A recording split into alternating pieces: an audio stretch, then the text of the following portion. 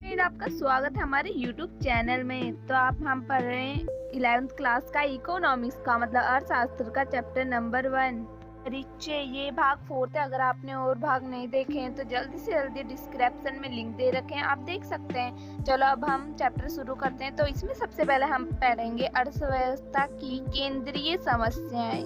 मतलब जो अर्थव्यवस्था में समस्याएं आती है तो इसमें केंद्रीय समस्याएं आती है। तो हम पढ़ना शुरू करते हैं। जो अर्थव्यवस्था है उसमें भी कम संसाधन होते हैं, मतलब संसाधनों की कमी होती है। उनके वैकल्पिक प्रयोग होते हैं, मतलब उन्हें ज़्यादा जरूरी चीज़ों में लगाना पड़ता है, सोच समझ के उस संसाधन का प्रयोग करना पड़ता है, वही वैकल्पिक प्रयोग है। तो इसमें संसाधन कम है, उनका वैकल्पिक भी प्रयोग है। इसलिए जो अर्थव्यवस्था है उसको ये चुनाव करना पड़ता है कि कैसे वो ये जो वैकल्पिक प्रयोग कैसे करे, ज़्यादा से ज़्यादा मुनाफा कैसे कमाए, जो ये संसाधन है इसे कैसे इस्तेमाल करे कि ज़्यादा से ज़्यादा लोगों की आवश्यकता पूरी हो। तो यही वो चुनाव करता है और यही इसी समस्या को हम केंद्रीय समस्या कहते हैं, अर्थव्यवस्था की केंद्रीय समस्या।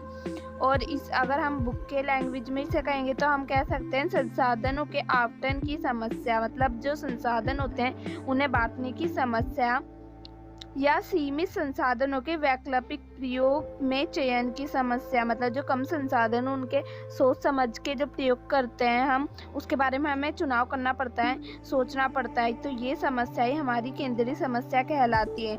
और ये समस्या 3 हिस्सों में बांटी गई है। पहली, क्या उत्पादन किया जाए, दूसरी कैसे उत्पादन किया जाए और तीसरी किसके लिए उत्पादन किया जाए। तो जो अर्थव्यवस्था की केंद्रीय 3 समस्याएं हैं। तो हम फर्स्ट पढ़ेंगे क्या उत्पादन किया जाए, मतलब क्या चीज़ बनाई जाए। तो ये बहुत बड़ी समस्या है कि अगर हमारा सामान है वो क्या बनाया जाए। तो अर्थव्यवस्था ने ये हल निकाला है कि जो हमारा सामान होगा वो हम ऐसे बनाए कि हमारे जो संसाधन कम संसाधन का प्रयोग हम ऐसे करें बनाने में, उत्पादन की जो हमारा कम संसाधन हो उसका प्रयोग ज़्यादा से ज़्यादा हो सके और ज़्यादा उत्पादन हो सके। तो हम जो अर्थव्यवस्था है इसमें जो क्या उत्पादन किया जाए, इसमें जो कम संसाधन है उसे वस्तुओं में कितनी मात्रा में बांटना है, ये भी समस्या इसमें आती है। अगर हमें 2 चीज़ें बनानी है तो दोनों में ज़्यादा संसाधन लगेंगे, लेकिन हमारे पास तो संसाधन कम है, इसलिए हम दोनों ज़्यादा नहीं बना सकते। कोई एक ही चीज़ हम ज़्यादा मात्रा में बना सकते हैं और दूसरी कम मात्रा में। तो इससे ये होता है कि जो कम संसाधन है उससे दोनों चीज़ें बन जाती है और प्रॉब्लम भी नहीं होती। अब जो इसकी से पहली समस्या है कि क्या उत्पादन किया जाए, इसका एक हल निकाला है कि जो हमारे पास संसाधन है उसको जो हम चीज़ें बना रहे हैं उसमें ऐसे बांटा जाए कि जो हमारा जो उत्पादन होगा संसाधन का पूरा उपयोग हो और जो हमारा उत्पादन होगा वो भी ज़्यादा हो, कम ना हो।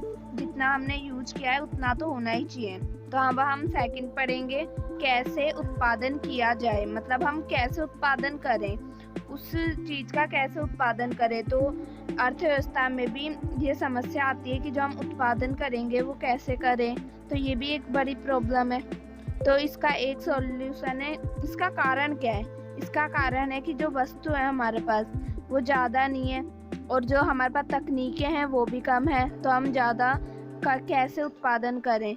जितनी भी अर्थव्यवस्थाएं हैं वे मतलब ऐसी तकनीक का प्रयोग करना चाहती है, ऐसी मशीनों का कि जो वो सामान बना रहे हैं वे कम संसाधन में और वो भी ज़्यादा से ज़्यादा बने, उनकी जो प्रोडक्ट है वो ज़्यादा बने, ज़्यादा निर्माण हो उसका।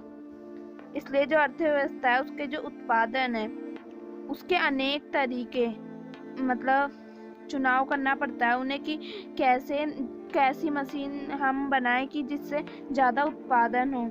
जैसे हम मशीन है उसमें एक व्यक्ति अपनी मेहनत से वो प्रोडक्ट बनाए या फिर पैसे लगा के हम उसको ऑटोमेटिकली बनाए कि वो खुद ब खुद उत्पादन बनाए। और वो जो हम छोटे क्षेत्र में बनाए हम अपनी उत्पादन या बड़े क्षेत्र में, ये जो उत्पादन है ये सरकारी होगा या प्राइवेट होगा, कितना बड़ा होगा या छोटा होगा, ये समस्याएं भी इसमें सेकंड में आती है कि कैसे उत्पादन किया जाए।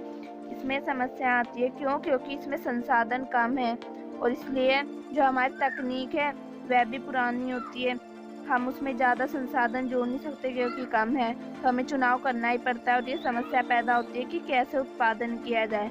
तो इसमें इसने हल निकाला है कि हम तकनीक का ऐसे प्रयोग करें कि जो उत्पादन है हमारा जितने संसाधन प्रयोग किए उतना तो हमारा उत्पादन होना चाहिए, कम नहीं होना चाहिए। तो ये हल निकाला है सेकंड का। अब हम थर्ड पढ़ेंगे, किसके लिए उत्पादन किया जाए। अब ऑब्वियस सी बात है, हम जो सामान बना रहे हैं वो उपभोक्ता के लिए बना रहे हैं, लोगों के लिए बना रहे हैं कि वो हमारा सामान खरीदें। तो इसमें समस्या आती है कि जो वो सामान है वो लोगों तक कैसे पहुंचाया जाए कि सब लोगों में बंट जाए और सब इस्तेमाल कर पाए और वो महंगा भी ना हो, इसलिए सब खरीदे। अब जो उत्पादन है उसके 4 साधन है। पहला भूमि, जिस पे हम मतलब अब जहाँ भी हम उद्योग खोल रहे हैं वहाँ पे भूमि पे तो खोलेंगे। और श्रम पूंजी, जिससे हम वो जो उपकरण हैं, मशीनें हैं वो खरीदेंगे। उद्यम हमने पढ़ा था कि जो उठाते हैं सामान जो बाजारों में ले जाते हैं। और चौथा, मिलकर सामूहिक रूप से वस्तुओं व सेवाओं का उत्पादन करते हैं। मतलब जो लोग हैं वो मिलकर उन्हें बनाते हैं, प्रोडक्ट को, उस सामान को बनाते हैं, जिससे वस्तुएं भी जल्दी जल्दी बने, अच्छी बने। तो इसमें यही चुनाव करना पड़ता है कि जो उत्पादन है वो लोगों तक कैसे पहुंचाया जाए कि सब लोगों तक पहुंच जाए। और यही चुनाव की समस्या आती है इस थर्ड में। और जो ये समस्या है कि किसके लिए उत्पादन किया जाए, इसका हल है कि जो हम उत्पादन कर रहे हैं वो उपभोक्ता के लिए कर रहे हैं, लोगों के लिए कर रहे हैं। तो इसका हल है कि हम लोगों के लिए कर रहे हैं और इनको लोगों को काम भी मिल रहा है अर्थव्यवस्था से, क्योंकि ये अर्थव्यवस्था एक ऐसी संगठन है जो लोगों को रोजगार देती है। तो लोगों को काम भी मिल रहा है जिससे वे उत्पादन खरीद सकें। तो ये लोगों के लिए है। अब जो अर्थशास्त्री है, मतलब जो पहले के ज़माने में जो लोग अर्थशास्त्री बनाए हैं, जिसने अर्थशास्त्र बनाए, उन सभी लोगों का मतलब कुछ लोगों का कहना है कि जो संसाधन है उसका पूरा उपयोग कैसे किया जाए और जो संसाधन है उसमें विकास कैसे किया जाए, ये भी अर्थव्यवस्था की केंद्रीय समस्या में ही आता है। ये अच्छी लगी तो लाइक करिए, सब्सक्राइब करिए। मेहनत लगती है वीडियो बनाने में, इसलिए एक लाइक तो बनता है।